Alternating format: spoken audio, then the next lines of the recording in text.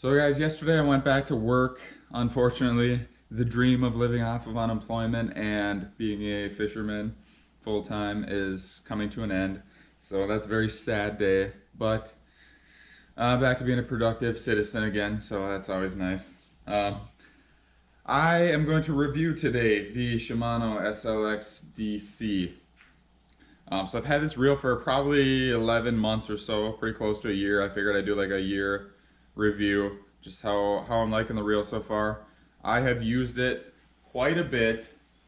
And just to give you guys some reference, I have quite a few like mid, kind of high-end reels. For baitcasters, I have a Quantum Vapor, one of the older Tatula models, Lose Mock Crush, Corrado K, Coastal SV, Fuego Daiwa, two Tatula SVs, a Shimano Tranx 200, and another Daiwa Coastal 200. So I have quite a bit of reels to compare this one to, and I gotta say, out of all my favorites, it's probably the Tatula SV or the Daiwa Coastal 150.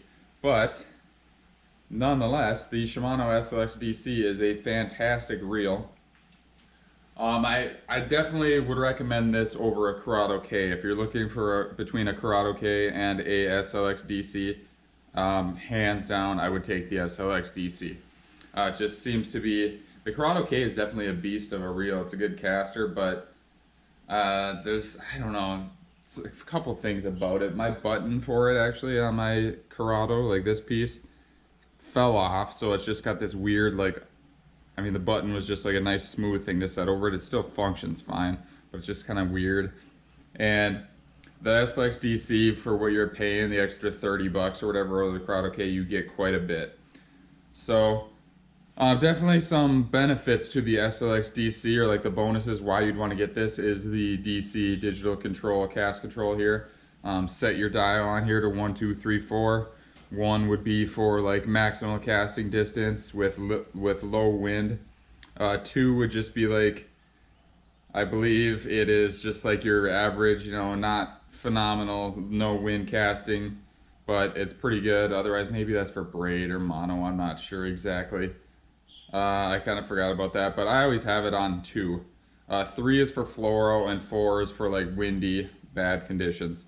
So on number one, you'll get the maximal casting distance, but I found that even, unless it's super calm, like 0 wind at all, and if you're using a lure that's fairly heavy and flies off the spool at kind of an even rate or whatever, it doesn't really have that much air resistance, then on 1 you can definitely put it on. You won't get any backlashes, and you can cast, you can just bomb like a lipless crankbait or something. You can absolutely bomb it.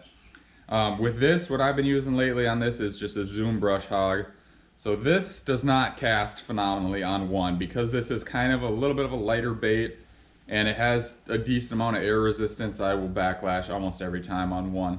So I set it to 2, not a big deal. You don't lose that much casting distance. Actually, when you're backlashing, you don't gain any extra casting distance. So on 2, it's perfect.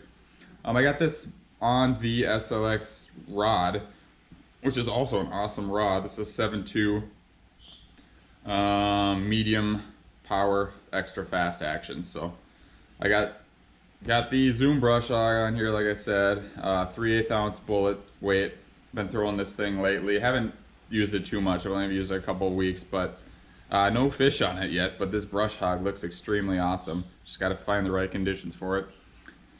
Other than that, the SLX DC is definitely a workhorse of a reel. It feels a little, I don't know, it feels light. It feels a little cheaper and not quite as rugged and durable as the Tatula SV. The Tatula SV just feels like more solid, like it's got a stronger gear and everything. And the SLX DC, the outside is like whatever Shimano calls the Hagani body, whatever, I think.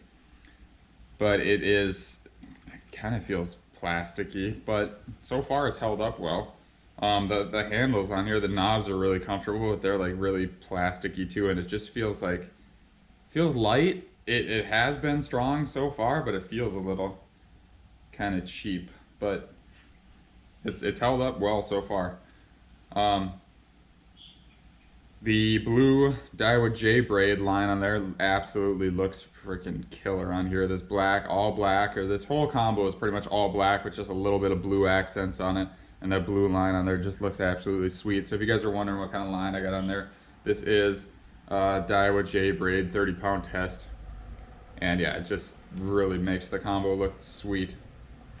So if you're someone who is kind of new to baitcasters, the SLX DC, if you have the money, I think it's 189 bucks. Might have came down a little bit right now, or if you shop around on Amazon, you might be able to get it, or like Tackle Warehouse will occasionally have deals where you can maybe get some money off, but it's definitely worth the money, I think. If I had to choose, I would definitely say I would recommend it, especially if you have been using baitcasters for a long time, you're very comfortable casting a baitcaster, I would say I would go with a Tatula SV in this price range.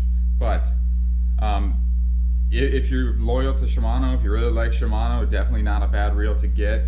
And if you want the DC technology, this is the cheapest DC reel. I think the Curado K is still around 250 bucks, so this is like 60 or 70 bucks less than the Curado DC. The DC technology works phenomenally. Like I said, just keep it on 2, don't put it on 1. I always still put my thumb on this spool just because I'm so used to it, and because I have 10 other baitcasters that are not DC, so I'm constantly thumbing the spool on the cast, so I do that.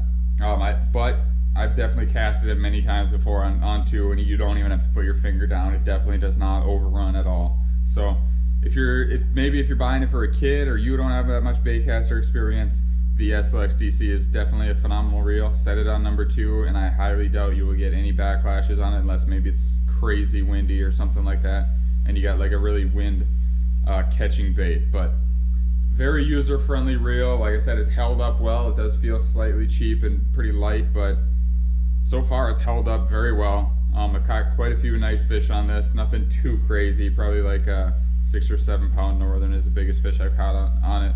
But it's handled it well. It's holding up so far.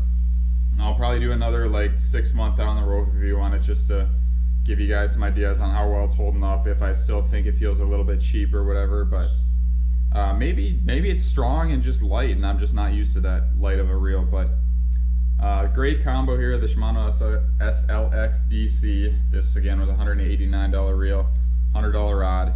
Great bass setup, especially for beginners or someone who's getting into bait casting, if you have the money to drop on this setup. So if you guys have any other questions on the SLX DC, let me know. I'll try to answer them for you if I know what kind of questions you need. I also did not touch on what gear ratio this was. This is the 8.2 to 1, so faster gear ratio on this one. I like that for the Texas rig because you can pick up that slack line real quick if those fish are running with it. And this blue line sticks out nicely too, so if you see it on top of the water, all of a sudden you see your line moving like a fish is running with a bait. That 8.2 to 1 gear ratio, you can really catch up on that line and get a good hook set on them. So I hope you guys enjoyed this review. Subscribe to the channel. I post a lot of other fishing videos and gear reviews and stuff, and some fitness stuff if you guys are into that as well. Staying in shape definitely helps you catch more fish, and makes you more pain-free on the water, not having those elbow or shoulder pains from casting all day. If you're in good shape and you take care of your body. So that's what my channel's all about. Hopefully you guys enjoy this review. Hopefully you subscribe, and I'll bring you some awesome content in the future. Thanks for watching, and I will see you guys next time.